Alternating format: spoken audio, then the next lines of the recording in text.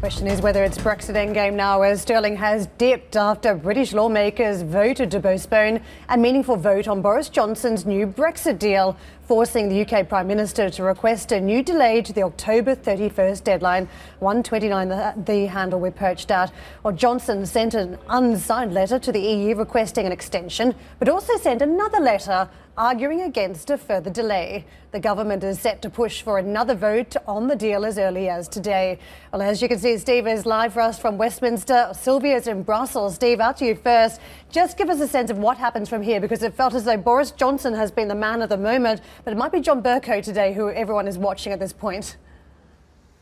And won't John Bercow enjoy that moment, Karen, as well? Yes, the Speaker of the House, not unfamiliar with the limelight throughout this entire saga. 1,215 days. I just put it into a date calculator to work out how many days since the 23rd of June 2016. 1,215 days. And the question is, of course, will we still go out on October 31st? Well, let's listen to the UK Prime Minister, who seems steadfast in saying we will.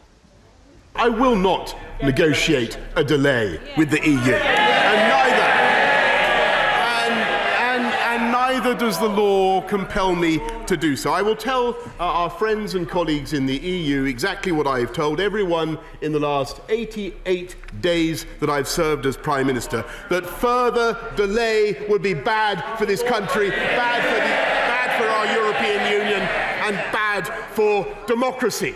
So next week, the government will introduce the legislation needed for us to leave the EU with our new deal on October the 31st. Yeah, the Prime Minister was visibly irked by the Letwin Amendment, which was one of four things that happened on Saturday. So let's look backwards and then we can look forward to what will happen this week as well, what we think might happen as well. First of all, we can't discount the fact that there was an absolutely enormous People's Vote second referendum march on the streets of London. The organisers said there were 1 million people looking for that as well on that vote. Others say several 100,000, but it was enormous whichever way you look at it as well. So huge public pressure on the Prime Minister to look at a second referendum, whatever is agreed with inside Parliament as well. Secondly, of course, the Prime Minister could not persuade Sir Oliver Letwin, a former Cabinet Minister, to withdraw his amendment. And in the end, that amendment passed 322 to 306, which said basically, yeah, we'll give you a meaningful vote, but we will only give you a meaningful vote once all the legislation has been implemented. And of course, that meant that there had to be the extension of Article 50 letter written, because Prime Minister Boris Johnson could not get his deal over the line on the 19th of October, which was the date stipulated in the Benn Act. So the letter went, then another letter, then another letter. So there were 3 letters in total, actually. One was a cover letter from the UK ambassador to the EU Council saying, well, this is the one we've been obliged to send. The second was this unsigned photocopy that you mentioned, Karen. And the third letter was a letter from Boris Johnson saying, I don't like this, it stinks, I've been asked to do this, I've done what I've been told, but I believe it's bad for the EU and bad for the UK to have an extension. And then the fourth thing that happened is the thing that didn't happen, i.e. there was no meaningful vote. So the question is, did the letter have legal substance? Well, Donald Tusk said, I've received the letter, but what does John McDonnell think, the Shadow Chancellor of the Exchequer? Listen in. He's also sent another letter, hasn't he, which seems to be, well, actually, I think he may well be in contempt of Parliament or the courts themselves, because he's clearly trying to undermine the first letter and not signing the letter. He's behaving a bit like a sport brat. Parliament made a decision, he should abide by it. And this idea that you send another letter contradicting the first, I think it flies in the face of what both Parliament and the courts have decided.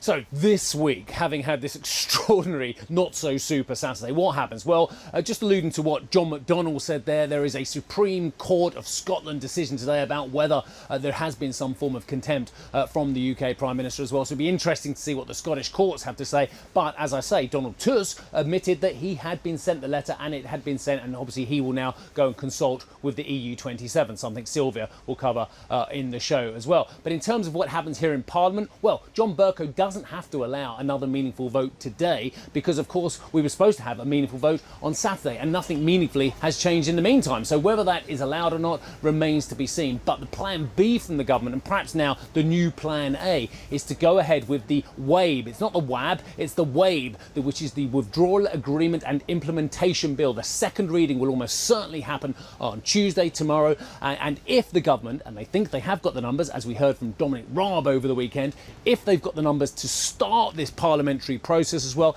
And then they will bring forward what's called a programme motion, which will try and accelerate the whole process to try and get it done within around about 8 days. So from having the second reading to getting royal assent in about 8 days is absolutely extraordinary. But the Prime Minister will plough on and try and get that. So Tuesday's 2 key votes will be absolutely important, regardless if we get an MV today. And don't forget, because of what happened with the Letwin Amendment on Saturday, a meaningful vote is perhaps more meaningless until we've seen the implementation of the WABE. Are you with me? Good. Right. OK. Now, in the meantime, Sir Keir Starmer has been laying out his objections. Of course, he is the Brexit spokesperson for the shadow government. In fact, he had a pretty impressive time at the dispatch box on Saturday, where he laid out his objections very categorically as well. So the 2 areas where Labour will perhaps try and concentrate to thwart the Prime Minister this week is, one, trying to add an amendment to the WABE, the WAIB, the Withdrawal Agreement and Implementation Bill, asking for a customs union to be attached, of course, because the customs union has been taken out. The second, and perhaps most unlikely to get through in terms of amendments which